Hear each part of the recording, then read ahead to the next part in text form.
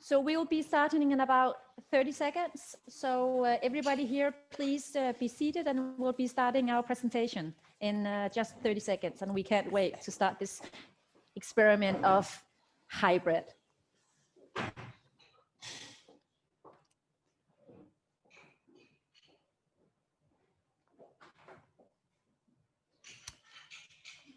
Hello and welcome to our first hybrid experience. I am Maj-Britt Sandberg and I'm the president of MPI Scandinavia. We are very, very pleased to invite everybody on site. Could everybody on site just say yeah? Yeah. I don't even know if you can hear them, but I hope that you're with us online as well. We will be doing a on-site host, and that will be Krista Rosengren. Yes. Krista, how are you? Good, thank you. It's such a relief to be able to see everybody, both here and at home, because you can see it in the computer. So hi there. Krista, what have you missed? All of you guys. It's just amazing to be able to stand here, but also amazing to try this for the first time. Because this is an experiment. Totally. We have had the chance to speak to all the technicians here at Rungstedgaard, even though they're very skilled at what they do. We've converted PowerPoints into PDFs. We've shared screen. We've done everything, and we'll share that learning with you. After the presentation, we'll also share a live site with all the resources that we've collected in the last few months. But first of all, I'll tell you a little bit about the agenda. If the clicker worked, I would. And now I even have my own technical assistant. And that is the thing about hybrid. It's the thing about online. You know, sometimes it goes wrong, but I think actually now I have the agenda. First of all, in a minute, I will be able to welcome Susanne Simonsen from Rungstedgaard. She'll tell their story about how they pivoted right from the start, all their successes and learnings. Then we have Kjer, who will share his learning about going from on-site to online. After that, we will give you 3 tips that you can use to do your own hybrid event. And we will be able to go out in breakout rooms. We will break out here at Rungstedgaard, and you will break out online as well. But having said that, online, we have an online host as well. And I would like everybody here also to be able to say hi and make sure that she can see us as well, because it's Anne Seberg. She's our online host. And let's see if we can see Anne. Anne Seberg, are you with us? Hi, I am. Anne is waving at you. I am Should we waving. wave back? I'm not even sure she can see you. But you know what? You know, that is one of the things about being hybrid. You stand in an environment and people are online and they are here. So you need a lot more people. And we'll tell you a lot about that and the learnings you can share. But you know what? I'm not the main person here. Susanne, I would love to welcome you here on our stage. I have the clicker. I won't tell you that it works, but you know what? As I told them, it's an experiment. It is. And experimenting, you love experiments. I do. And I think that's also one of the things that we've learned over the past 6 months is you gotta try and error is what we have accomplished here and what I will share with you also. So I'll give you the clicker. And actually, I don't have that many slides here. So I just have this lovely picture of the place that also you online now can see where it actually is that we're situated. So for us, I today want to share with you how our journey has been here at Rungstedgaard, because it has been a journey, I would say, because up until I would say the 28th of February this year, we were all sitting, especially in the sales offing, going like 2020 is going to be the greatest year ever, because there was Tour de France, there was football, we had the soccer, everything was going our way. We had new products, we wanted to get tested, and everybody was really hoping for this to be the best year ever. And we actually believed it. So it was quite a shocker that on March 11, that when the whole country was shut down by the Prime Minister, and the next morning we were forced to look and to sit down and see how we were able to do business in this new tomorrow. Unfortunately, we also had to send home some of our colleagues, 70 people we had to send home on the government aid packages. So that only left about 12 of us back here at the hotel, but we never closed the hotel because here we are a part of the education for the financial and for the banking business here in Denmark. But overnight and within a week, we had to shift from being an on-site educational campus to doing virtual training, which was really a challenge for all the educators that are also working here. So we did that, and then we it was important at the beginning that all the people that were sent home were still we still kept in touch with them. It was really important for the management because we all knew that eventually, even though we didn't actually know, but eventually things would turn around and they would come back. So, and it was really difficult for the colleagues to stay at home. So we very quickly established a channel on our interweb called Stay in Touch, where we did everything from Zoom bingo to charade to come and get a Friday treat, so the people actually could come up here and meet us on a distance, but again still feel connected to the place. And also we were allowed just time to reflect with each other because it was really difficult, and people take this being sent home very many in different ways. So I truly believe that this was part of the big success that we have had here, and the achievements that we have done together, because even though you were sent home, you were so connected to the people here. And so that was an important thing. What we also used from our time was that we very fast went into operation. Okay, we need to measure everything. We know that the guidelines were from the government, so we started to measure all the meetings rooms. We have 60 meeting rooms and we have 3 restaurants. So it was it was a lot of work, but very fast we started to measure them. We made templates for them. We told about our clients. We told them about videos on social media, about this, that they could get this in order to create this trust and this environment where people could actually come up here and have a safe environment when they were booking meetings. This we used a lot on a lot of time. So one of the things that we also experienced here, and one of the funny things that we experienced, was in this house we're so used to having hundreds of people every day. We are used to big events and big conferences, and we don't see any complex things in that. It just runs smoothly. But suddenly we encourage that it was really complex only to have meetings with 3 people or 5 people or 20 people, because where to go and what to do, because we're on this big highway and suddenly we have to go into small crooked streets, literally, and that was a challenge for us.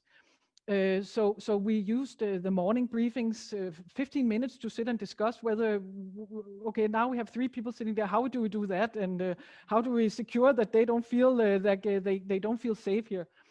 And very luckily, we had early on, that was late April, start May, we had a doctors team coming up here with nurses and doctors and hosting some meetings up here. And they wrote a really great review to us saying that they felt really safe and comfortable around here, and they were very much felt very safe that we could handle this COVID-19 situation. Money could not have bought that kind of publicity for us. So of course we use this in our branding. And I think then in about end May, starting in May, we suddenly saw a little bit of light at the end of the tunnel, because companies would call us and come back, and they wanted to host meetings and so forth. And then we really finally we realized that okay, we are going to get so busy in June. So we luckily had to call back all staff at the end of May. And how do we do that? Then we management at Rungstedgaard sat down.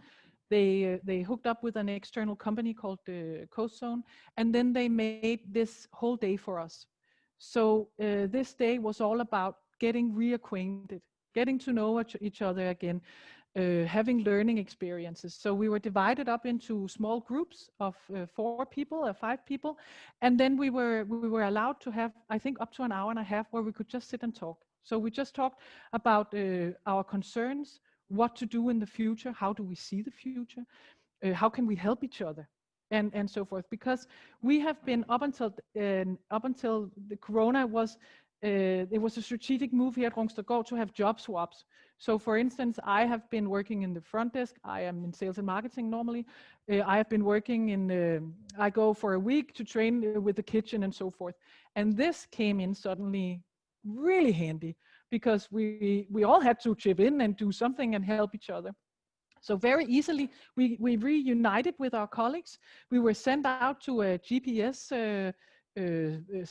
treasure hunt where normally we would answer questions about the strategy and so forth. But this time we were sent around the whole hotel to how many check cleaning points is there in a hotel room? What do we do if a guest gets sick? How do we deal with people if they feel uncomfortable here? How many people can be seated in a conference room and so forth? So everybody was gathered around, everybody had the same platform, all the concerns were being addressed and so forth. And again, this was just so important because we all felt that we needed to help each other, and then actually it was not so scary, both for us who had been here to welcome back people, but also for the people who had been sent home to come here. So very easily we were up and running, and I wouldn't say hit the ground running, but we were actually pretty fast in going into business again. And then of course it took a lot of work because if you were here, but all the people here are being treated with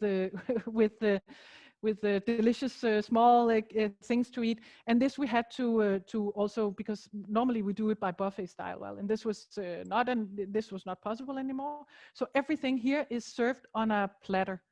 Everything is in small portions, which demands a lot of the chefs, of the waiters, and of the dishwashing crew.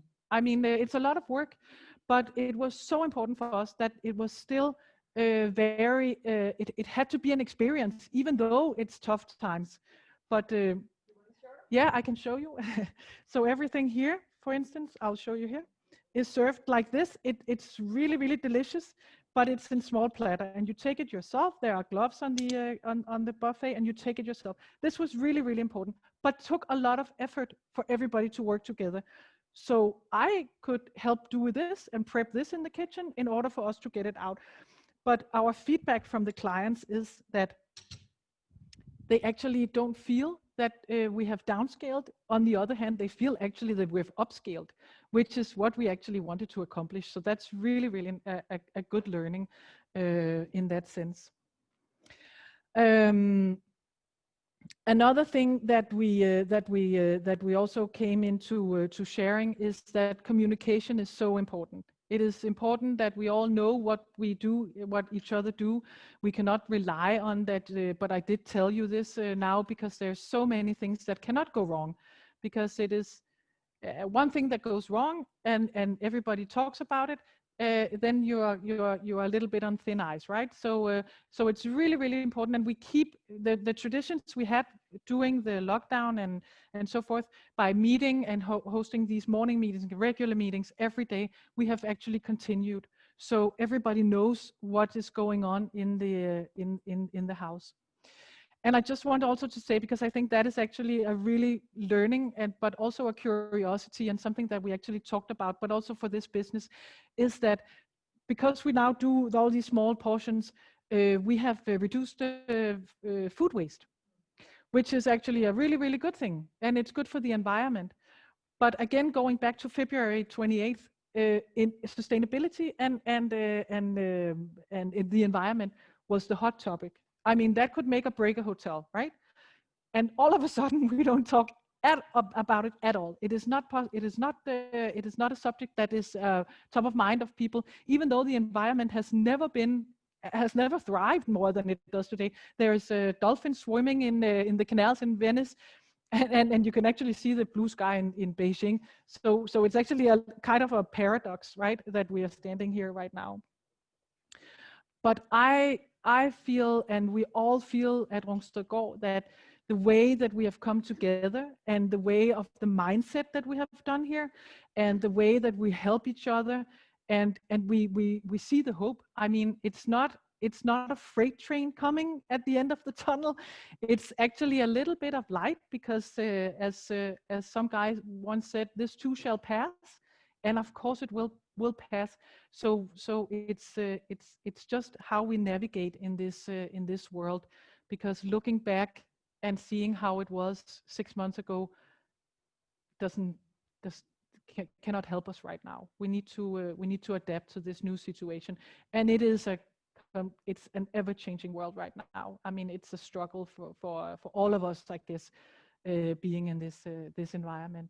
So my key takeaway from here is that hope does a lot, management does a lot, togetherness, cross-functional work does a lot, and then just keep trying, like we do now. Try and error. If it doesn't go well, then we correct and we go again. So that is I would say that is our key takeaway from here. Thank you.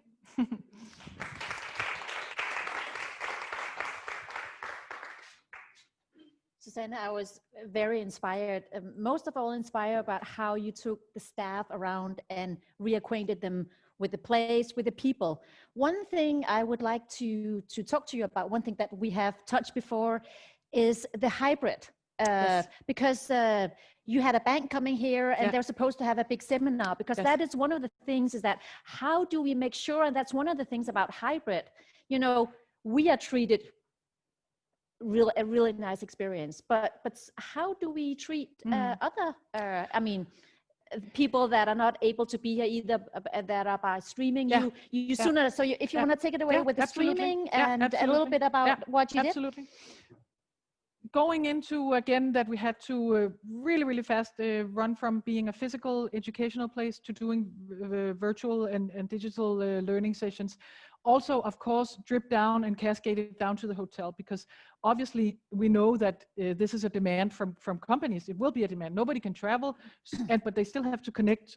So we invested in software and equipment and put it into 3 of the big rooms here, meeting rooms we have, that then would fit into, for instance, board meetings and Skype meetings, and not Skype, but we upped the game on the software and the equipment that we had, and very fast people swooped in, and now it's like every day we have these meetings at the hotel.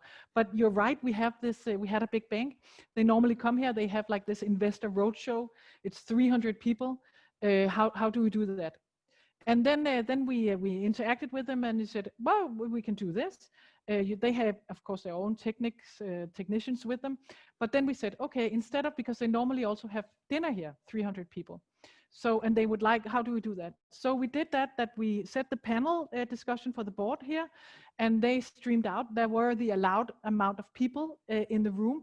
And then they said people could come and pick up takeaway.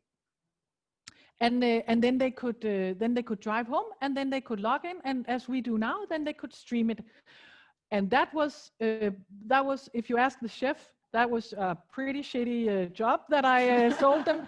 But again, it helped because I myself stood and helped them do this packing, because again, it was important for us that they went away with a good experience. So for 300 people, they were given different time slots. And we thought it would be a nightmare, a logistic nightmare. It was actually not. They just went by. They got the materials for the presentation. They got this delicious dinner with a bottle of wine. Off they went. So and it actually went really well. And they're coming back this fall. So it's a good experience. And that is really truly a learning by doing. And the same with this online meetings that we started just by Skype, right? And now it's evolved to something bigger, and we can host board meetings where you can see the different ones. So it is, again, learning by doing, and then going with the flow. And Susanne, I know that you are very eager to help your friends and colleagues in the business, so they're welcome to contact you. Absolutely. We will share Susanne's details after the presentation, because right now, more than ever, it's important that we share the knowledge that we have, that we share the learnings that we have, so we as meeting professionals can show the rest of the world that we are indeed professionals. We know how to have meetings. We know how to seat people. We know how to feed people. We know how to educate them. So now more than ever, we need to up our game. And we've always been professional, but we need to do that more than ever. Yeah, and I think one of the things is that we come much closer together also in the business and with the meeting planners. I mean, before we might have been a little bit distant and so, but now we actually, I mean, steal with pride and make it your own. I mean, I think we should all learn from each other because nobody knows how to navigate in this world. I mean, it was crazy shit going on in March, right? So we need to navigate in. And I'm sorry for the language. Do you know what? That even, you know what, when you said that. I promise it will be better. Don't worry, we'll record it. Yeah. It's being recorded, so you can look at it over and over again. So don't worry about that. No, but please feel free, anybody, to reach out and ask, or we have online sessions where you can ask questions or whatever. Just reach out. Yeah. Exactly, because one thing this experience is about, it's about sharing, and it's also about being vulnerable. And I'll share a little bit about that too, because we are human beings, and we need to share within our industry. We need to be vulnerable, and we need to help each other, because one thing this passion is about, and that's why I entered it, is the passion for making people meet. Right now, for those of you who are looking from other countries than Denmark, I can tell you that in Denmark, we are now going into not a lockdown, but a lot of the cities and the companies have told their employees to go home and work from home for the next 2 weeks. So that should not prevent us from having on-site meetings. And actually, you said, Susanne, even though if just 2 people showed up, it would be worth it. Absolutely. Because one thing about knowledge, one thing about these on-site and online experiences, we'll record them and we can share them again and again for other audiences. Absolutely. So Susanne, thank you so much. You're welcome. We will come back to some more Q&A after Mads, because now we are going to have a new speaker. Absolutely. Yeah, and thank you so much. Yeah. Thank you. So the next speaker is also in the meeting business, and his challenge was a little bit different. Mads is the, I'm not even sure if he's the sole founder or co-founder of Ticketbutler. So it's about name tags, and before the crisis, he was all about sustainability and how can we change the world with registration systems. And that, I think it changed also like a landslide. And Mads is going to tell his story, because his story is a little bit different. Because here you had a company that solely thrived from coming out to venues, having registration systems. And Mads, you know, like I said, this is an experience where we have to try and error. And Mads right now, I can tell he's ready. You're ready, Mads? Totally. Come on to the stage. Thanks. So welcome, Mads. I'm sure that you're pretty deft at this, so you can just take it away. I can try to. I think my biggest challenge until now has been the clicker. I know. But I think we got that covered now. We got that covered. Yes. We got it. Okay, Cool. take it away, Thanks. Mads. And welcome Mads to the stage. Thanks. And thanks for a great talk, Susanne. 2 things as well, trial and error. That's really the thing I will talk about today. I'll talk about our short Corona journey from Ticketbutler. And just background about us, Ticketbutler, we're a small company, Copenhagen based, about 10, 12 people. We're just a bunch of nerds and engineers loving doing tech products. That's actually what we do. We are trying to make the experience better for the guests, the workload easier for the organizers, and then we're trying to make events greener. Doing this by 3 products: ticketing system, registration systems, on-demand name badge printers, and marketing service, where we're doing marketing on behalf of the organizers. Short introduction about who we are. Let's get to the fun part, because in February, we were on fire. February was the best month ever. We just launched our plantable name badges. Everything was going great. We sponsored this beer festival. We were having a great time. yeah, you know. This is a graph from the orders and the registrations through the system in March. Before Corona, you can see when Mette is going on stage talking with the press releases. Yeah, after Corona. So we were like, we just needed some time to like break down, figure out what to do now. We didn't send people home. We were like, all right, let's figure out what to do. Meanwhile, we had this like a couple of friends who were going to have a birthday party. Instead, he converted it into an online beer tasting. Back then, it was like, what's going on? So you can order things mobile, like mobile pay. You can send money, and then this dude came with some beer, and then we streamed like this dude up here, and then we could do online beer tasting together. Amazing experience. And that was like, this was in the beginning of Corona. A couple of days after, we had a crisis meeting, us with three co-founders, three founders about like what to do now. What should we do? We had this meeting Monday night and it was just lasting forever. Like, should we send people home? Should we close down? Whatever should we do? But then we thought about that event the other day, about this having a hybrid between sending packaging out and hosting an online event. And we're like, wow, can we somehow do a marketplace between the online organizers and all the Danes sitting home super bored? We found a napkin, really entrepreneurial spirit, found a napkin and wrote down the business model and was like, all right, let's do this. How do we get started? But, oh my God, oh no, clicker. Works again. But we need to execute fast because we were running against time. We didn't know if the Corona was a couple of weeks, a month, or years, but we just knew that we should execute fast because there was like a time that we should keep in minimum requirements for building a whole new product. Like, this is most of them. We should figure out like pricing, homepage, techniques, how do we deliver all these packages, and like there's a lot of stuff. So there was some minimum requirements we need to meet. About trial and error, we were trying to first of all build the smallest product ever, the smallest platform ever. So how long time do you think it took? 8 days. From that napkin to this platform, we call it Events Online, or we're calling it Events Online. It's a platform where you, as a consumer, as a B2C platform, more technically, Danes can go into this platform, find online events, purchase the ticket, get a package delivered before the event, get a link, go online and stream the event while doing a lot of different stuff. I'll come back to what types of events we did. Come on. We need a new clicker here.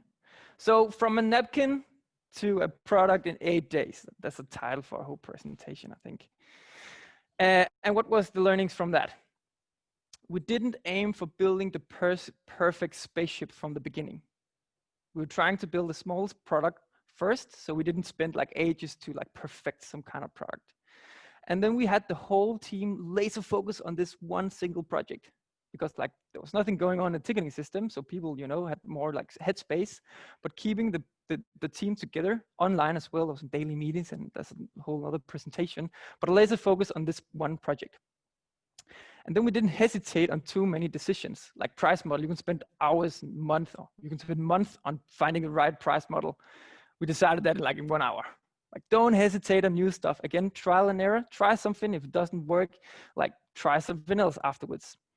And then using the network. And I've written here MPI, hint, hint. Like, we are here together in MPI for sharing our knowledge, helping each other. So being a part of a network like MPI works as well. I've been using a couple of people from MPI for making this work. So now we just had to, begin the journey. We've launched a platform. Now we need to execute. And actually, we helped some of the organizers. So that's my former colleague Jonas, and this is the think tank Fry, who's like sending out loud really many packages. We were having this event with Gorm from Gorm's Pizza, who was like educating how to make this dough and like some other snacks and stuff. These are the things we send out.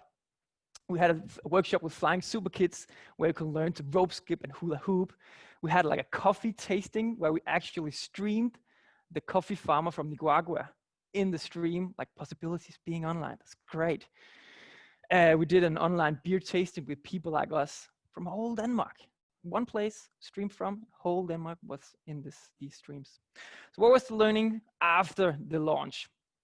First of all, we went out there and helped the organizers execute, because we've never tried it before. They never tried before. So we did it together, so we had a lot of knowledge from the get-going. From the beginning, we could pass on to the next online organizers. We figured out like delivery was problematic, especially in Corona times when they was sending like a lot of packages. But we found a partner that we trusted that could execute really, really well. B2B was easier than B2C. Like doing mass markets for the whole Denmark, that was actually really difficult, adapting these new cultures. So B2B was easier for like companies having social gatherings where we were sending out the packages for companies. And then we figured out there was some events performing better than others. Like events with alcohol, super popular. But events for children, or some of the events for children was not that popular. But back to what also Susanne said, like trial and error, test. We tested like hundreds of things, different events, different providers, different streaming platforms, different hardwares, a lot of things to figure out what was the best, and just get out there, get the hands dirty so you can learn a lot. And then after that, there was people coming to us. Can you make a webinar about like online content and events? That was not just a webinar, that was like 2 hours long speech about that. Yes, for sure, we can do that. And then we had a partner asking us, can you make a registration platform for churches? Because, you know, churches was also like closed down, and when they were opened up, they had limited capacity. Can we have like a registration system for churches? For sure, we can do that. All over again, build a platform, the technical things about it, marketing. Fortunately, we had a really good partner making some branding and some sales and stuff like that. So that was not on our burden, on our shoulders. This was not very successful until it will be later, but not for now. Can you do ticket sales for drive-in events? Sure, no problem. So they were doing all the way. We're just doing the ticketing. That was more our path. But BWB, that was Uffe Holm touring around whole Denmark where we would do ticketing for them. Still other things like in the check-in process with cars going in and how to do that. And what about the merchandise and chips and snacks and how to handle that. Great setup. So that's a mobile stage touring the whole Denmark with like a bunch of cars checking in. And that was very successful, that concept. And they were the first ones going out. So the learnings from like the whole thing here is that execute fast. And again, test, but execute fast for the sake of the timing. So BWB, the driving concept we did, was one of the only concepts in Denmark with driving events that actually was a success, because they were the first one in market. So the timing is very crucial. It's also the last point here, but also executing fast while don't hesitating. And then possibilities come to you when you're active. Seems like also belongs to with here wants to go like the medicinal company and the bank and stuff like that. It seems like people are coming to you at Rungstedgaard because you're active. The same happened with us. And then test, trial and error, do something new, learn from it. That was 33 slides in less than 10 minutes.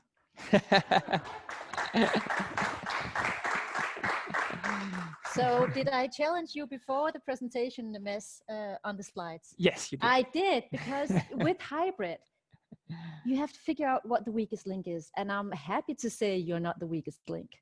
I'm happy Exactly, to hear that. because it works. And that is about, you know, one of the tips that I'm going to tell you is content is king, but delivery is queen.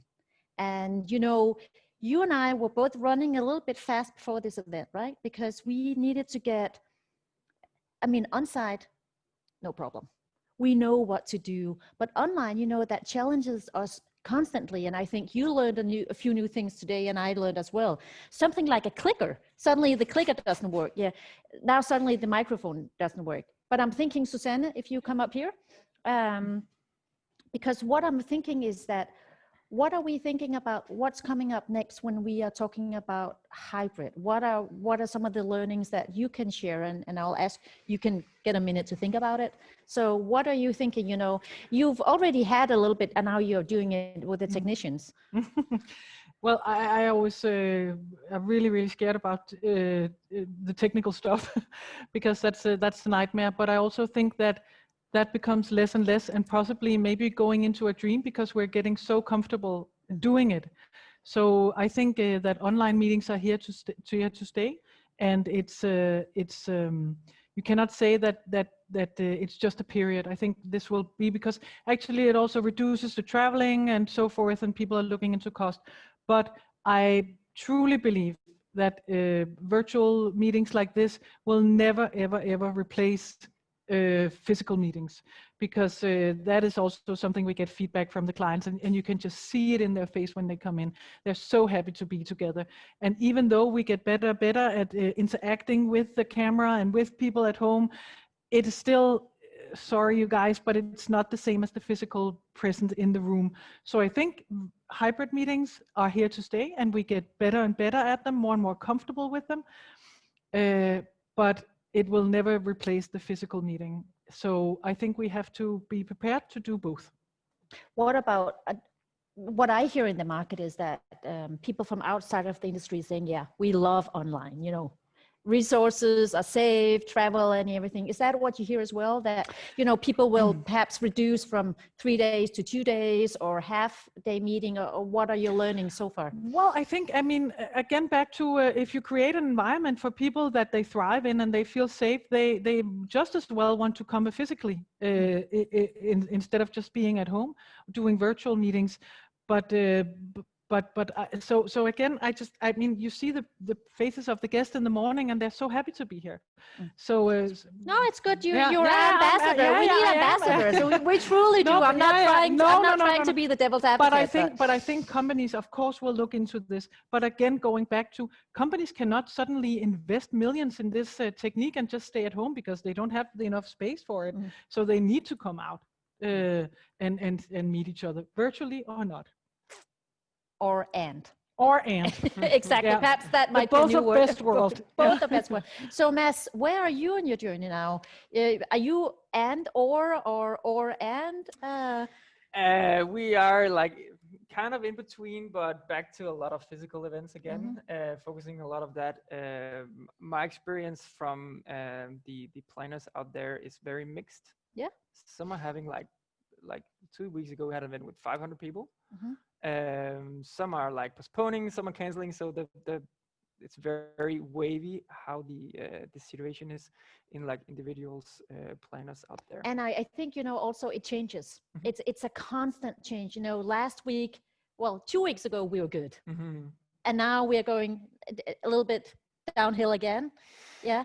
So it's still, you know, the execution, you have to be very rapid. You have to be very agile. Yeah, and that will be my next point, is like being agile and being flexible on terms and on the solutions and everything. Like until last minute, we saw it today. There was some changes, and like getting used to that and being driven by the situation, because nobody like. We all need to do this together and find solutions together. So also the collaborations between everyone is super crucial here, and being agile together. Exactly. But I think, you know what, both of you, thank you so much for your time. We're going to come back, and also we're going to share our learnings, what we're going to share with the audience afterwards, and you're going to go into engagement. But first of all, thank you so much. You're so welcome. Thank you. Now I'm going to go back to hybrid, because in the last month, what we are seeing is this hybrid experience coming on. We've gotten used to online.